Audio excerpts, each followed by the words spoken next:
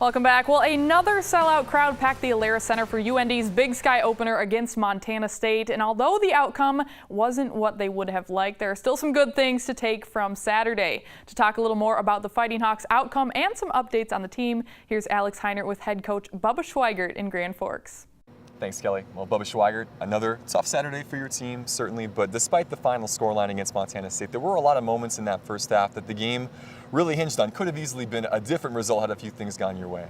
Yeah, it was a tough day. You know, we always want to get a positive result, and we feel differently about ourselves when we get that. But, you know, got off to a good start. We got a 3-and-out, drove the ball down, unfortunately lost the touchdown due to a penalty.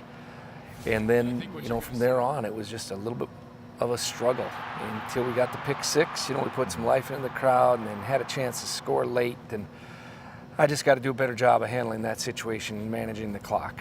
Yeah, well, that wasn't really your fault. That's another story that we'll maybe talk about later. But Montana State led 28-10 at the break, 35-13 early in the third. But your team put together a really nice 4-play, quick drive, get down the field. Brady Oliveira scores from 34 yards out to make it a 2-score game.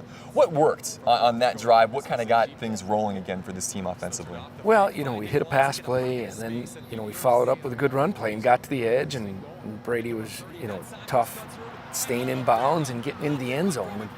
You know, and then we execute the 2-point play and get it to 14 points, and there's a point in the game where we needed to stop. And really the story with the day was we needed to stop them on third down, and we also needed to extend drives to keep our defense off the field, and we just weren't able to do that enough. Yeah, that score from Brady really got the sellout crowd fired up again. Everybody was behind you and felt like, again, just 1 third down away from getting the ball back and really having a shot to win this football game. But as you mentioned, it felt like anytime they got to 3rd and 3, 3rd and 4, Chris Murray, their quarterback, would do something special and keep the drive alive. Yeah, he's a very talented player, good athlete, can, you know, throw the ball, and then he hurts you with his feet. And, you know, we had some opportunities to stop him, didn't get him down in space, but, you know, he's talented, and we got to figure out a way to stop those types of players, you know, to become the program that we want to become. They were a tough team to stop on the run all day, and UND kind of uncharacteristically couldn't really get the run game going against this Bobcat team. What's been maybe the toughest thing in trying to stop the run and get the run game established this season? Well, for us right now, it's a frustrating situation for us because we take a lot of pride in defending the run and have done that very well for a long time here at the University of North Dakota.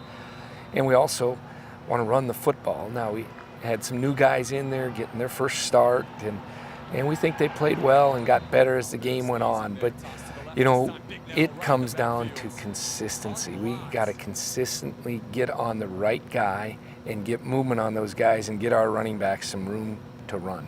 Montana State picks up the 49-21 victory to put you to 1-3 on the season. But talking with the players after the game, you get the sense that there still is a lot of confidence and a lot of belief, and they know that even though the scoreline wasn't close, that they are close to making a breakthrough this season.